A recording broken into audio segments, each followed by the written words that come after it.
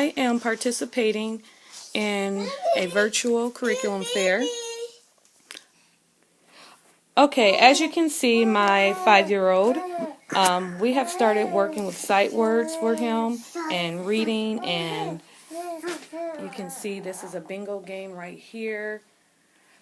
We have started working with being able to sound out different letters, his letter sounds, phonemic sounds, phonetic sounds. Here's another game, a bingo game, which I will say ba, or something. I haven't played it yet, but instead of just saying the letters, he knows all of his letters. I'll probably do sounds for that bingo challenge. This is what it looks like on the other side. Here are these foam puzzles. I hope you guys can hear me. My baby and toddler are playing together. So this is for him to match his uppercase and lowercase, because that I'm not quite sure yet if he can point out. He does know all of his letters, but as far as I just haven't seen to know if he knows capital A and lowercase a goes together, if that's the same thing. And that's important because we're working on the sounds, and so that will help him to be like, oh, okay, I know this is an A and I know this is an A, but we haven't made that connection to see them together. At the same time, this is a little magnet, an old cookie sheet. We have over here this pack of magnets that has words on there, and the other one that actually has just the letters for the letter sounds is all broken into pieces in a sandwich bag, so I don't have that out here to show you, but that's where we get this stuff from. Here's some rhyming activities right here. You see a pillbox because I thought this would be a fun way for him to learn the order of the days of the week. I'm sorry, he knows the order because of the song, but to be able to recognize the words, to read the words. Learning to read the months. I have these cards here with other words. I'm going to just basically what I do is take these words and make activities out of them. I make sure he can read them. Some little books here from one of my children that were in public school. This was left over. In this little envelope here, I just have, let me get that out. Sorry, the baby's getting fussy. But this just has like flashcards that I cut up, and I actually thought it would be more fun to have him match so he can recognize reading those color words there. Okay, and this big binder over here, I'm making like my own binder for him. Let me open that there. I have a variety of letters. Once I put this in the binder, that means he has mastered it. So he's mastered writing an S and a P. And some people may say, that's it, he's 5, and there's no rush. You know, in public school, I feel like they rush you too much. And so that's why we take our time, and I prefer that he knows the sounds when he's writing them. And the reading is so much more important to me than the actual writing.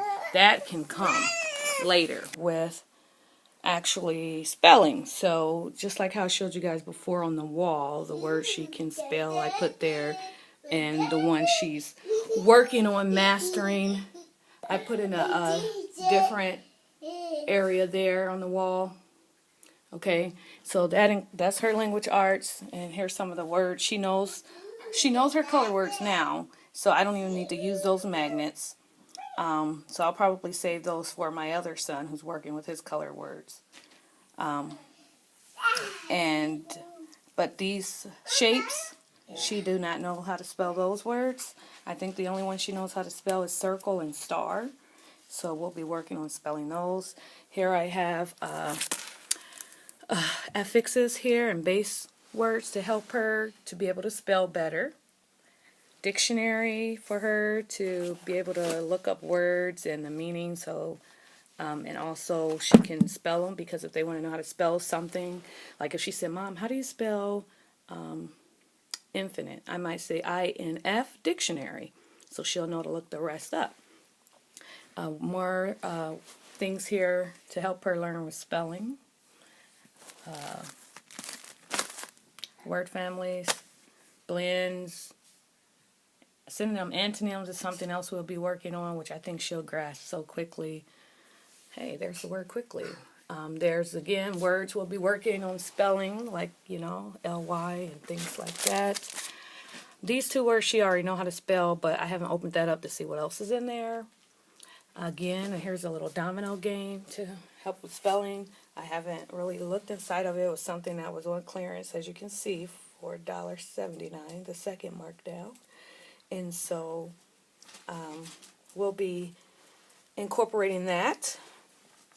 So you can see, mainly, here's some activities I made up here from way back when I used to homeschool a long time ago. Things to help with spelling, and I used to, before our house wasn't big enough to actually have a room, I used to homeschool in the kitchen. So when my son was spelling, he would do spelling practice, then I would move it to the mastered envelope and things like that, which I haven't done for her. I've just done it on the wall because I like the space we have here to do that visual thing. In these little bags are words that look like this. And if some of you ever heard of the game Oops, I got that from a place here in my town where they give free reading workshops for parents. That was, oh my gosh, like 8 years ago. It was before she was born, so I've saved all of this stuff. Because I do believe, like, some things are worth keeping, and I just store them, and hey, good thing I did. She tells me stories. She can tell a story very well, but I do want her to work on being able to translate that into writing. So this is something that I've saved. This is, oh, here is the publisher. I don't know where I got this from. It's so old. Same with this is old. Florida Center for Reading Research. So if you Google the Florida Center for Reading Research, look at all this free stuff they have. I mean, just so many. I know some people were asking, what do you teach your middle schooler, high schooler? Some of this stuff is elementary. Like this, I'm going to actually use for my kindergartner, because it's just recognizing the sounds, phonemic awareness, and you make a little box and they put in the corresponding, everything that sounds like ha, ha, ch, ch, ka, ka, So this one also is going to be for my kindergartner. But there are some things in here, when you go to that website, that can be used for middle schooler, high schooler, like I just showed you. And also, now I'm on my section over here for my 8th grader / 9th grader. I'm not sure yet what, but he's 14, so I'm not sure what I want to classify him as. Really doesn't matter, but like I said, only due to who knows, due to life, whatever. Anyhow, so here's one of the games or whatever I laminated. Okay, and this is just to help him, because although he's 14, ouch, I want him to be able to better understand when he's reading a word. So because I give him a lot of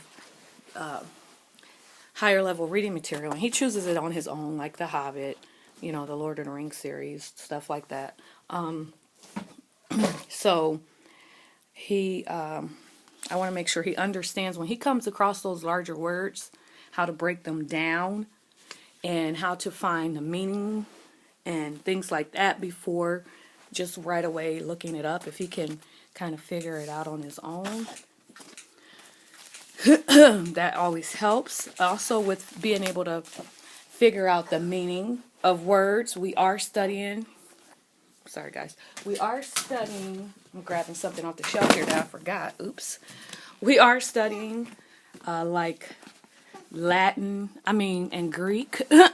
So he can understand when he sees something with the word meter. When he sees something with photo, scope, what is that? Fawn and phone, homo. Prefixes, what do they mean? And here, suffixes, the Latin part, Anglo-Saxon. This comes from this. This is something that I went on the internet and found this again. Working with writing heavily. Once they can read very well, like I showed you with my 5th/6th grader, I dive into that writing there.